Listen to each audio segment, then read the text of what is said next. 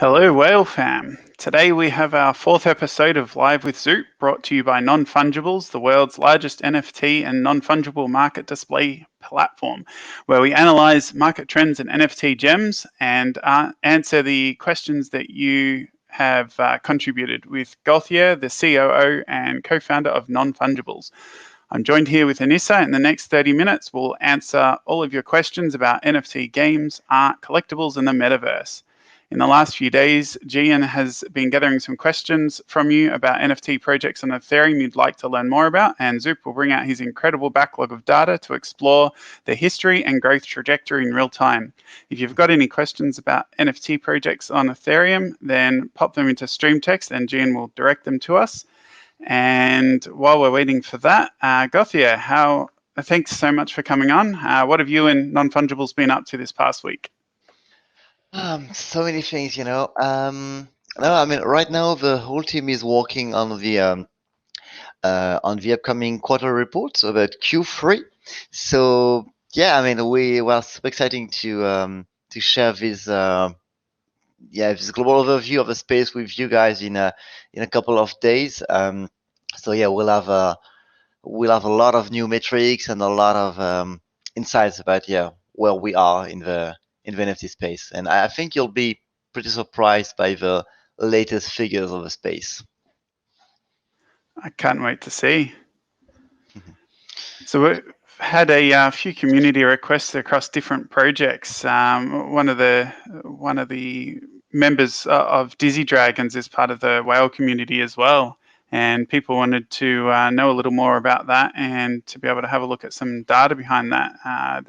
At the moment, they're going through a fusion period where they're able to merge different dragons together, and he's just announced the drop of Dizzy Demons to go along with it as well. So Um, I'm just looking if we have some data about Dizzy Dragons, because we are adding new projects almost every day. But of course, I mean we don't have 100% of the project listed.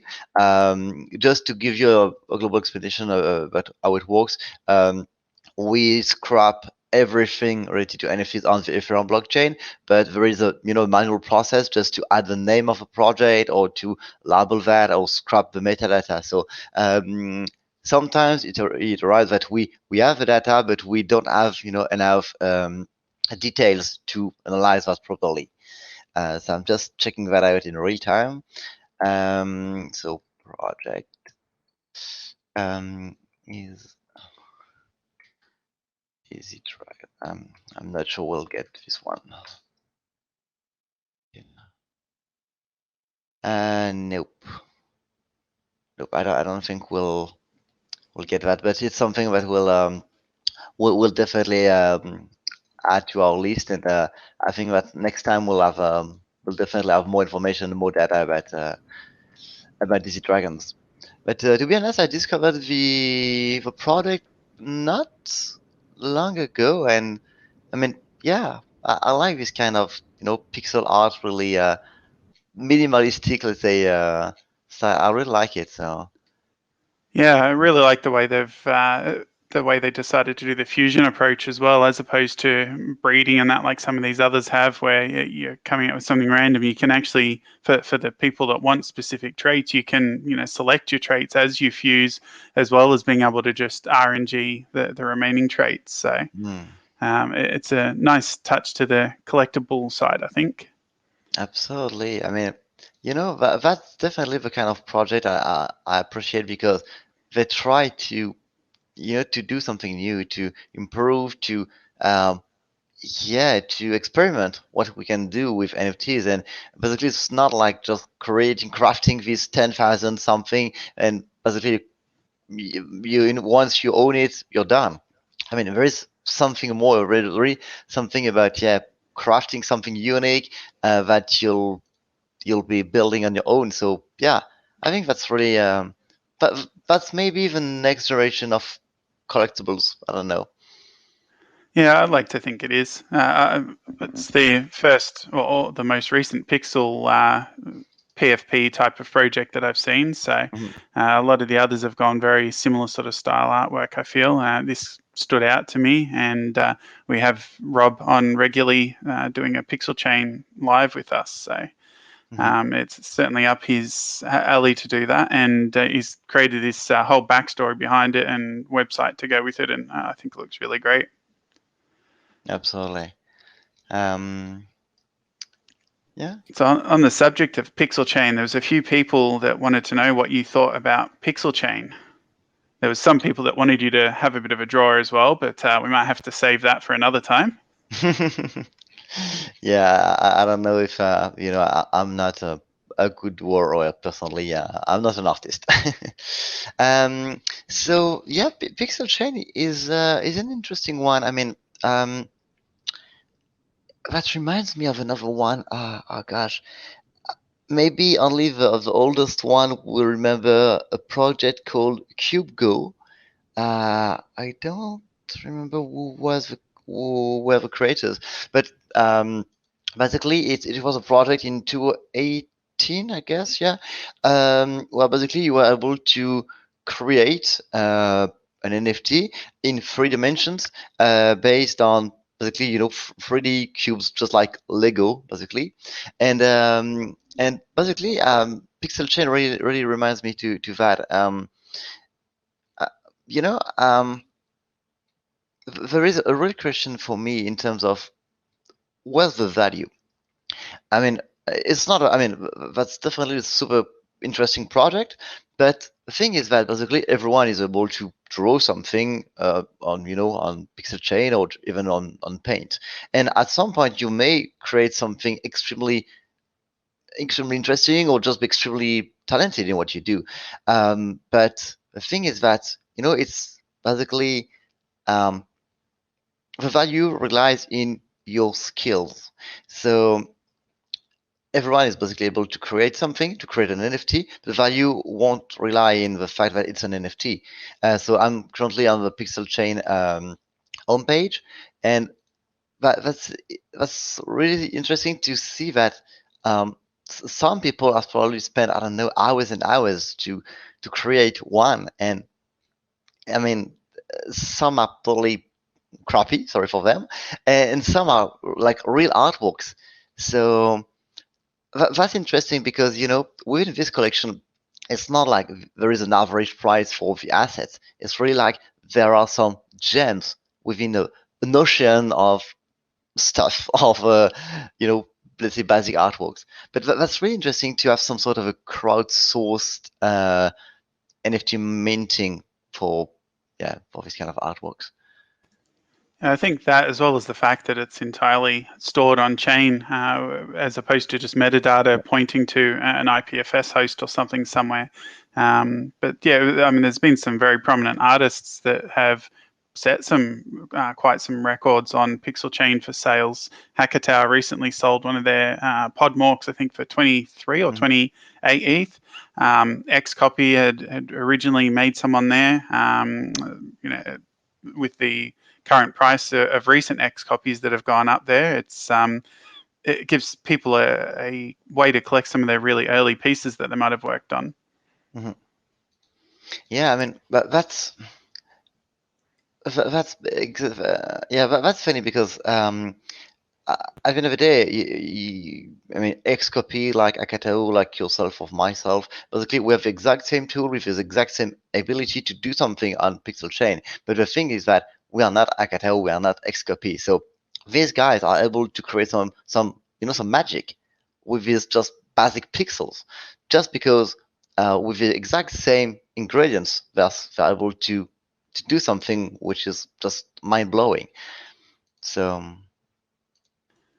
Yeah, I think it goes to speak to some of the artists and their fan base that surrounds them as well. I mean, look at the recent X copy sale of about 1,300 ETH on Super Rare. So, someone that may have collected an old Pixel Chain X copy for 1 ETH or something like that could be sitting on sitting on a real gem. So.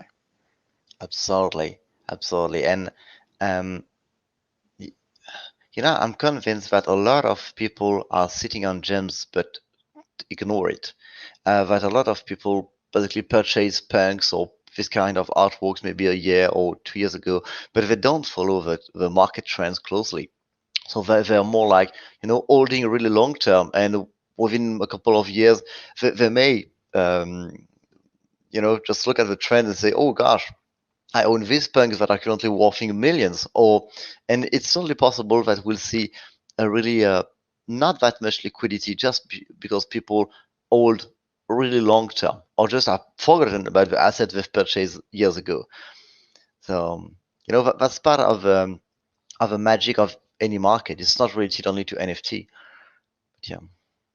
Yeah, I guess that depends on the reason that they purchased it in the first place as well. Obviously, some people are buying it for the intention to get a return on it, and others are there purely for the aesthetics and wanting to be able to own, one of the. I Absolutely. think there's about a dozen X copy pixel chains, Mhm. and that's it. So having something like that gives you something a little more rare. Absolutely, and there is something else. I mean, I've told to a lot of collectors, to art collectors, and there is something that you can't really explain is that it's important for them to own, a piece of a Akatao or Xcopy in their collection, and their collection won't be complete if they don't have something from these artists. So one way or another, they will probably never sell the asset just because they need it to get a complete collection of all the most famous artists or something like that. So uh, there is a yeah population that will just never sell the assets, whatever the price. Absolutely. I know a few people that are in that same boat that have collected whether that be a floor Hakata or a floor X copy just because they wanted that exposure to Mhm. what they see as some of the biggest names. So, I mean, Absolutely.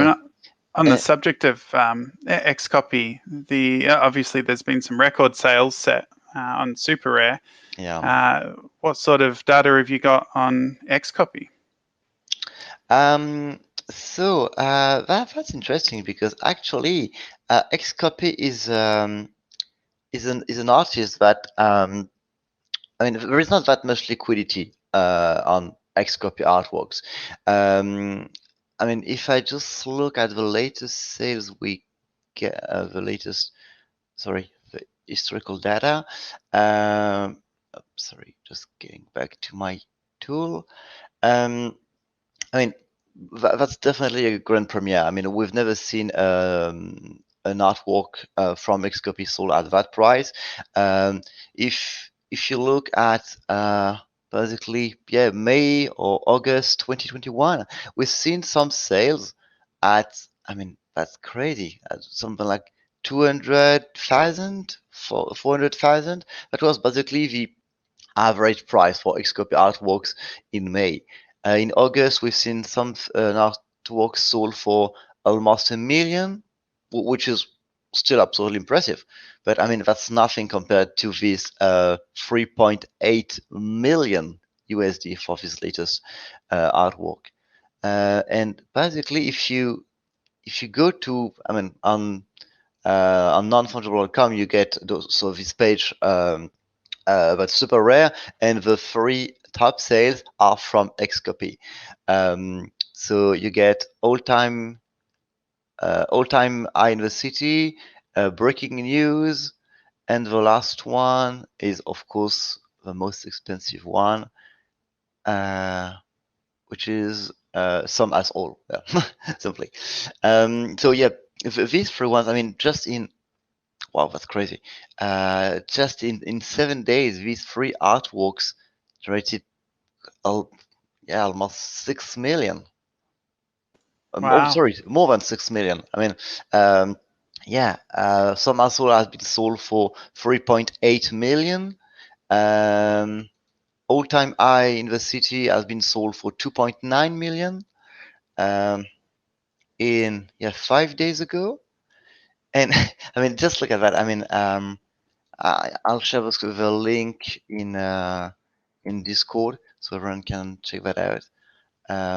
That's just crazy. Sorry, just And obviously, we've got several pieces of Xcopy. I think 24 on super rare Hmm.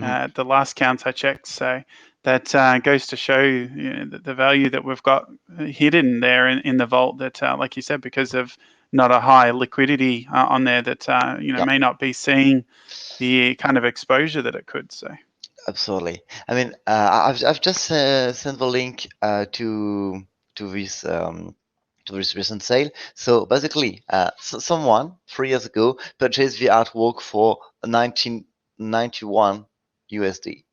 He sold it back for 2000 USD just a year later. So in 2019.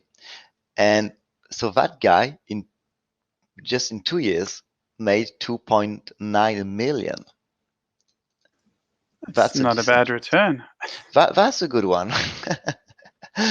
And what about this one? So yeah, you got 8 different owners. Um, so yeah, I'm gonna share the link of this one too. So basically, on this one, that guy, yeah, 3 years ago, 300 USD, 8,000, 182,000, and 3.8 million 3 days ago.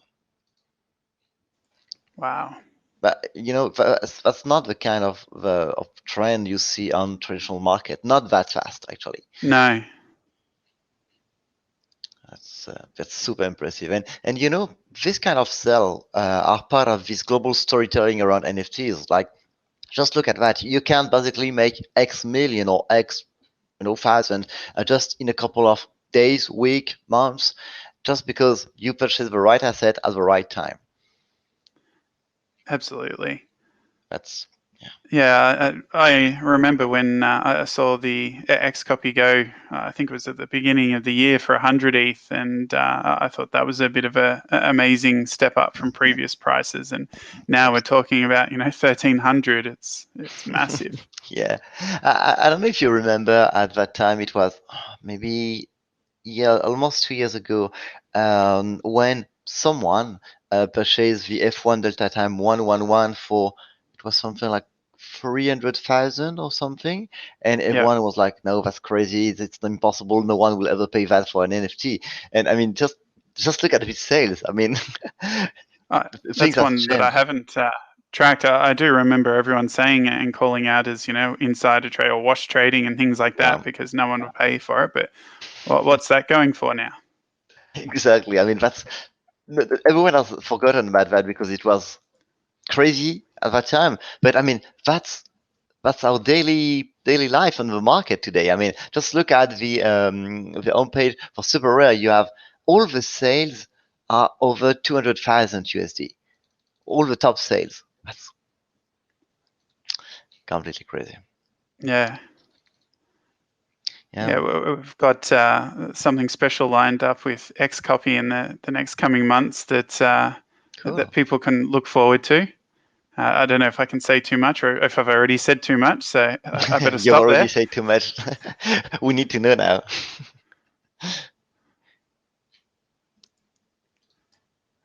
So, I mean, obviously, you've got aside from Xcopy, that Lost Poets has seen some crazy transaction volume over the last couple of weeks as well since that went live. Last I Mhm. checked, it was something like 9,000 ETH transacted over the last 2 weeks. Have you got Wow. any data on that sort of thing? And did you collect any yourself? Mm, I didn't collect personally, to be honest, because I'm an extremely bad collector personally. I mean, I spend way too much time analyzing the market and not buying stuff. So Yeah. I from time to time I go and apes at some projects, but yeah, not every day. But I'm kind of sure that some people in the team in a non-fungible team has grabbed some. Um, so just looking at what we got, and if it's not a project we track, we'll get it for next week. So just checking that out too. It's only been up for about 2 weeks, so it might not be on your radar just yet. We are supposed to get that automatically, but yeah, let's check that out. Um, mm, last part. No, maybe not. You collected some pages, didn't you, Anissa? I did, and I am a huge fan of Pack, and I know that a bunch of community members are too. I think that one thing that I've definitely noticed, and a rumor, and an interesting rumor that I've heard as well with all of these PFP projects, is that Twitter is considering verification of PFP NFTs. And Zoup, this is a question for you, but do you think that that's going to do anything to stabilize value or long-term value for PFPs? Because a lot of people, I feel like, kind of saw PFPs as a quick boom and then a bust, right? I mean, not a lot of PFP projects are essentially going to have long-term value when you're looking at 20 to 40 years. But now that Twitter is looking to have this new verification system, do you think that it would bring more, stabilization of value? Um, I don't know. I don't know because Twitter is just one one platform among so many others, and I don't know if these profile pictures are only meant to be used on Twitter or just are in metaverses or on any other platform. So at the end of the day, th- that's a good initiative, definitely, to be able to prove that you actually own it. But on the other end, I feel like Twitter is I mean, that's an extremely useful platform, but that's part of the old world compared to metaverses. And I would say that these these PFP make more sense in something like Decentraland or CryptoVoxels or something like where you can actually be someone, do something, interact with experience or games or something. Um, So I would say that's definitely a good initiative. That's a smart move, but on the other hand, I don't think it's really game changing for the value of PFP. So Uh, Fascinating.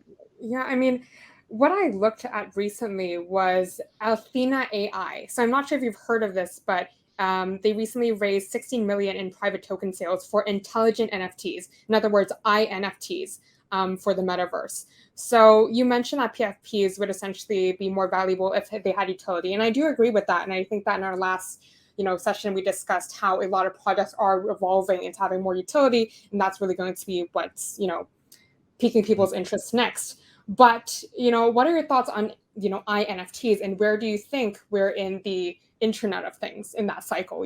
Where people are actually integrating AI technology into NFTs, whether that be AR, VR, or IoT devices. well, but I would love to have a precise answer about that because I'm convinced that that's the future and that NFTs. I mean, what we see today, basically these collectibles and these assets you can just own or purchase on OpenSea is just the step one among thousands of steps. And I think that these intersections of AI and NFT, AR, VR and NFTs, it's something we can't even really imagine right now because the potential is absolutely unlimited. And the true innovations are not about creating something brand new. It's just about bringing two components together that create something just crazy. And at the end of the day, NFT are basically that. I mean, it's just a technical standard to create assets on blockchain. Blockchain is not something extremely new. I mean, you got cryptocurrencies 10 years before NFTs, and NFTs are just some sort of a small improvement of what already existed. And I think that these different intersections and with the recent craze, so many people, so many companies are working on these intersections, on trying to bridge gaps between yeah, artificial intelligence, NFTs, or blockchain, I don't know, maybe space. I mean, so many different industries, activities, technologies that together may create something absolutely mind blowing.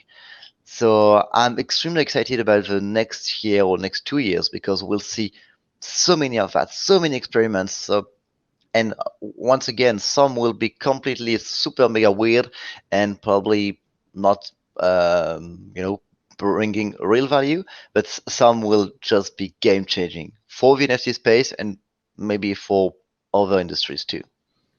I think it's a valid point, but there's also an argument to be made that same as the gaming industry, for example. I mean, you always see these gaming giants essentially just taking over the space, and the smaller, like the larger incumbents, with the smaller companies, they can't really compare with them or compete with them. I know that a lot of people talk about, compatibility or, decentralization and, having all these metaverses working together, but what's the actual logistics of that working? Because, is it everyone, because I feel like a lot of these metaverses, I mean, there's not this one idea of one metaverse. There's many different metaverses that people create of their own. So what do you think about that? Do you think there's going to be one metaverse that's going to be winning? Or do you think all of them are going to win together? Because, I think right now what we're seeing is with CV, that's the leading art platform. With Sonium Space, I mean, people need to have an Oculus. With Decentraland, it's a main gaming space, or main event space, and with Sandbox is a main gaming space. Every one of these metaverses are gaining their own niches, but I feel like the lines are starting to blur. So then how do you kind of differentiate between these metaverses and which one you should invest in? Wow, I won't be able to tell you which one you should invest in because I'm not legally speaking allowed to tell you where to invest. Not financial advice. Exactly. No, I mean, yeah, that's basically what we expected. I mean, that's a huge challenge to create a metaverse for everything. Decentraland was and is still potentially able to be the metaverse for everything. But the thing is that the low poly style is more about gaming, or at least a lot of people use Decentraland for small game experience or social experience. And yeah, I think that no metaverse will win. Some may fade out for some reason, just because the founders move to something else, or just because the technology is not efficient enough, something like that. But at the end of the day, there is definitely enough room for different metaverses, and I imagine a future where basically you'll be spending time in crypto voxels or in a metaverse just to, I don't know, to learn something, to be trained, and maybe another metaverse to, I don't know, meet people, to have something like a Tinder in a metaverse, something like that. So you may have something like as you say, with blurred frontiers. So basically, you will be able to enjoy, I don't know, something like an art exhibit with your Tinder match in a metaverse, something like that. My So God. Metaverse dates. I mean, this needs to be a thing. Absolutely. This has to be our next business venture. Let's partner up. Awesome. I love it. And obviously, you can sit there and have your, Decentraland wearable engagement ring to, propose to your date after. That's perfect, man. Absolutely. And we'll be at able the to end of have the day, the first metaverse wedding, and it can be celebrated with something like an ENS name, where they join and they share a name together. Exactly. I mean, everything can be bound together. It's not about which metaverse, it's about when. So Yeah. I mean, it's fascinating, right? I mean, when we're talking about relationships and gifting, and I feel like with relationships, that's like the art of giving, right? And giving gifts. And, from before being physical, now people are saying like, oh, if you went to a music festival, like Clock and Flap, then, instead of giving them like a t-shirt or some merchandise, you say, hey, I got you like a second of this video. I know you like this artist, and here's a second of it. Now you own it on blockchain. Do you see a lot more of these traditional music festivals adopting blockchain technology? And do you think we actually even need the blockchain to do this, to record the provenance or scarcity, or do you think it's not needed? I think I would say it was needed. I think that blockchain really brought this notion, which makes sense for a lot of people, not everyone, but this notion of true ownership. And I realized recently, speaking with people external to the NFT space, that this notion of true ownership is extremely hard to understand, because a lot of people feel like they own everything, like they own their assets in the game, they own, I don't know, as everything basically. Even music on Spotify, they consider they own it. I mean, I've heard some people explaining that, yeah, I own this music because it's on my playlist in Spotify. No, man, you don't own anything. Spotify own it. Mhm. So when you realize that a lot of people consider their own things that they don't actually own, you realize that it's really, really complex to explain them what true ownership means and what the blockchain um, truly bring to this problematic. So it's not a technological question; it's really a educational question. Yeah, and the Yeah. reason I brought this up was because I feel like a lot of protocols and projects now, they kind of bring in the word blockchain just because it's kind of like this hit keyword now when it doesn't necessarily need to have blockchain in it. And I feel like because of this, a lot of projects that weren't supposed to have funding or raise the amount of money that they have did because they use these hit keywords to say Mhm. that to prove something. Absolutely. And I've discovered that during my really extremely early days in the NFT space. I went to an event in Malta, which was called the Delta Summit. And, I was like completely fresh and new to the space. I mean, even to the blockchain space. And so I've heard a lot of pitches of companies and startup. And basically, I've heard a lot of, we are doing Uber on blockchain. We are doing Amazon on blockchain. We are doing blah blah blah on the blockchain. But why? I mean, just Mhm. Uber works perfectly. Airbnb works perfectly. Why blockchain? What does that bring to the value proposition to the end user? And the thing was that actually it brought just nothing. And most of these startups disappeared over time. But it was exactly what you said. It was just a way to prove that you are, disruptive. No, you're not. And that basically you were just using the technology that you have to use because it's hype. But I really feel like it's jeopardizing the real value of this technology. I mean, or at least it just jeopardizes the, let's say, the legitimacy, the reputation of the technology, because it just feels like as long as you put blockchain somewhere in your product, you are disruptive or you are bringing value. So yeah. Yeah, I feel the same, that there's a lot that are just using it to kind of capitalize on the hype that's in the space. That throwing the word NFT or blockchain out there, that it's aiming to get that extra few hits up on Google or YouTube or whatever it happens to be, without any real benefit. So Mm.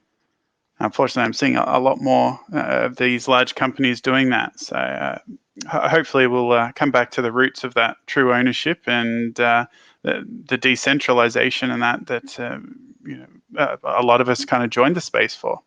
Hmm. Yeah, totally. Um, I've been reached out recently by a company who is basically creating marketing services for companies like Non-Fungible and others, and basically each service was minted as an NFT. And I was like, what's the point of minting an NFT for a service? I mean, I will never own the service. I mean, you just provide me with a service, which is cool, and that's basically what I was expecting. But what's the point of the NFT? Is it to prove that I benefited from this service? What am I going to do with this NFT? Wait, just to get this right, the service said, I'll help you mint an NFT, and they didn't teach you how to, they just said, I'll help you do it. I'm sorry?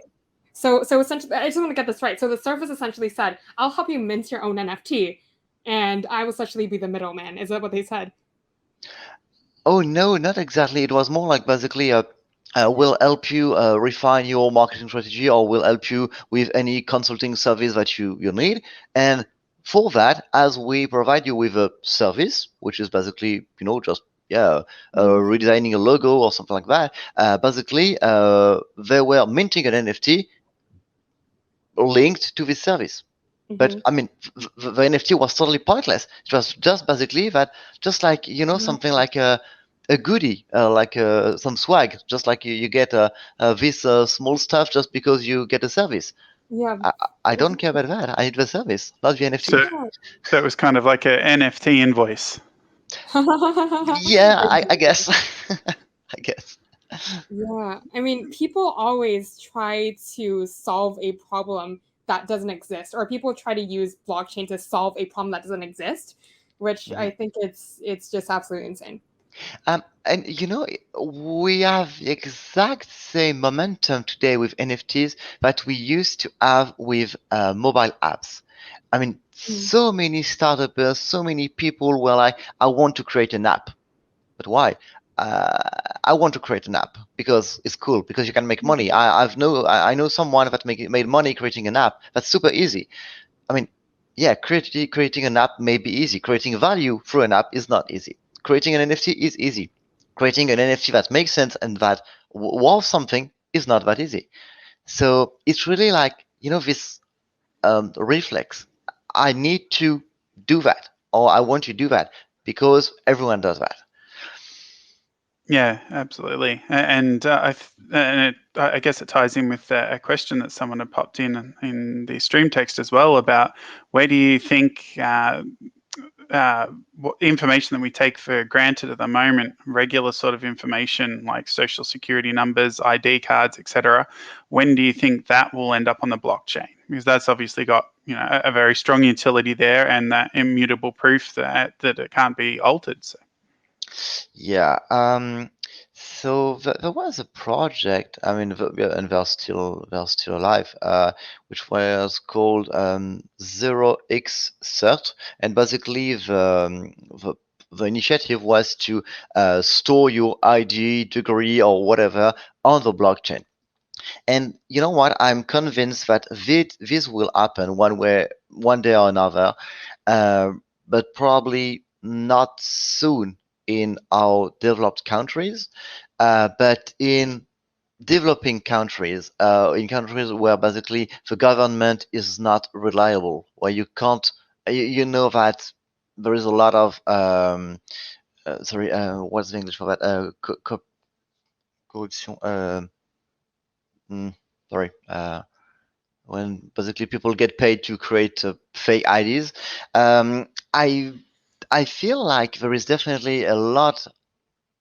I mean, that brings a lot of value really quickly in this kind of situation, in this kind of countries. But basically in France, in the US, in these countries, I mean, there are not that much issues with IDs or degrees. Of course, some people are lying, some people are trying to cheat, but it works, let's say, pretty well in these developed countries.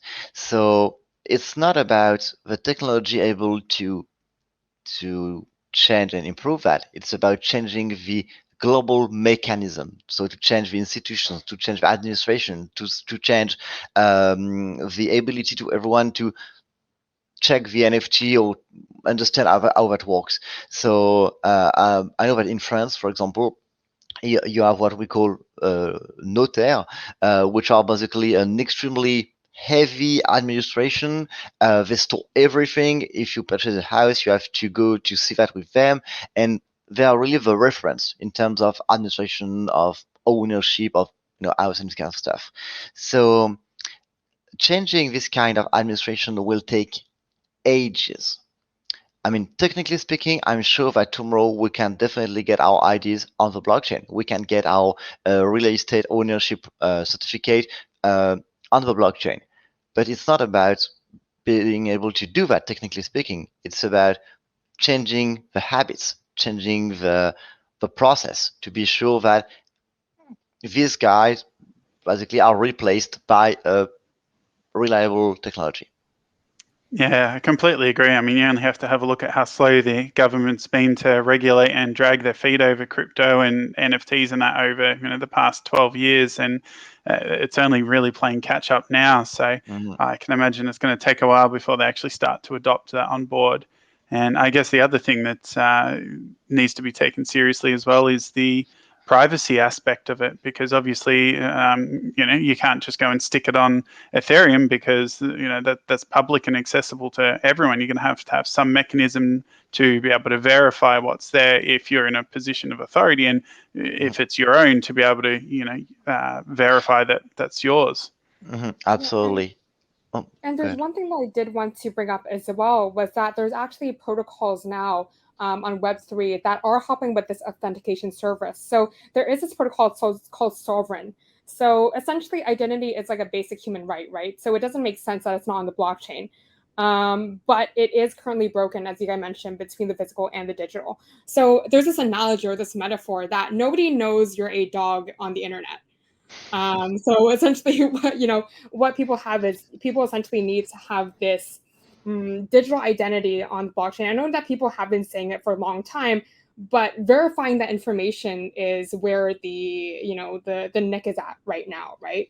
And I mean, it's like how easy and accessible will going through each of the different platforms will be. So for example, if you want to log into a website, if your ID is on the blockchain already, how interoperable is it through the different platforms?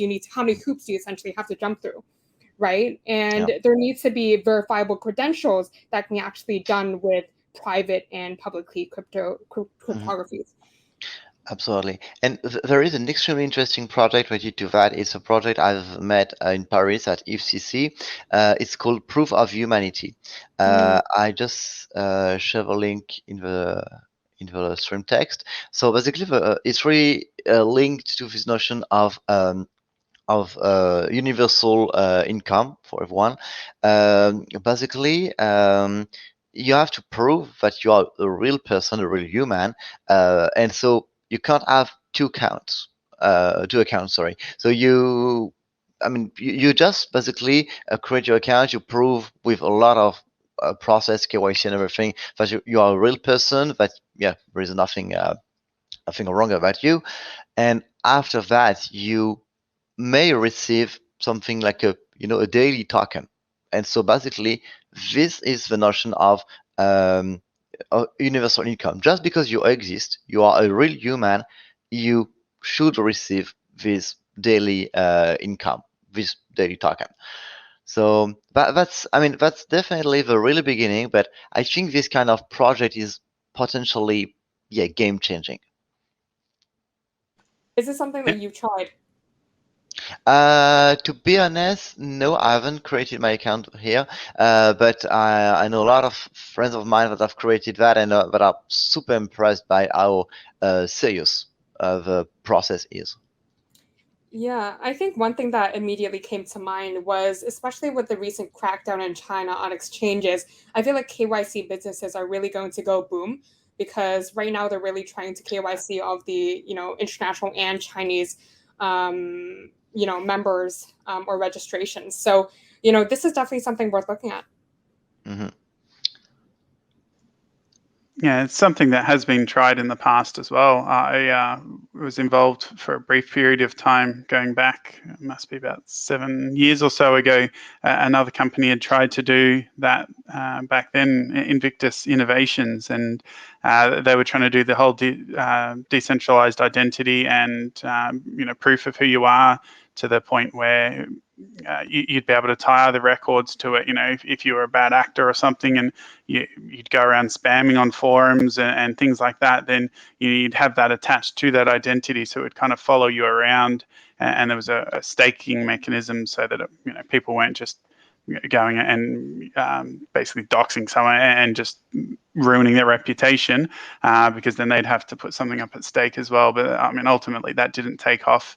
I think it was just too it wasn't ready for the back then, but I see it becoming much more relevant now. Absolutely. In a decentralized space, that makes total sense.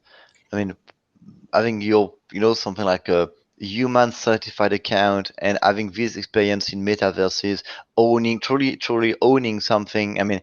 Everything is related to me, and I really see all these different components just building something together.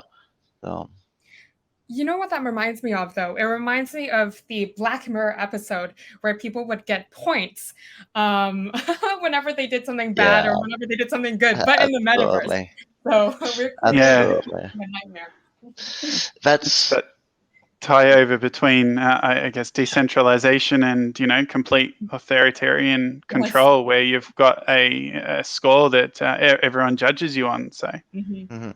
You know what? Black Mirror is definitely not a vision, a dystopic future. It's just a dystopic right now. It's just another dimension, another possibility of if things just change slightly from where we are right now, we can definitely fall into Black Mirror. And we are into Black Mirror from. Really? You think we're in Black Mirror now? A little bit. At some point, I mean, you know what you described about the points, it's something that already exists in Korea, I guess, or Taiwan. I don't remember exactly, but I know that in an Asian country, if you, I mean, just as a pedestrian, if you do something wrong, if you cross the road or something like that, and you are caught by a camera, I know that you get a notion of points that you can lose. yeah, that's China that has that, isn't it, in their Is it social China? credit system? Yes, Yeah, that's in China, yeah. I believe so. All right, guys. Well, anyways, we are meeting that 10 o'clock mark, and then we are going to have our next episode of Whale Hour. But before that, I do want to ask you one question, Zoup. Have you watched Squid Game?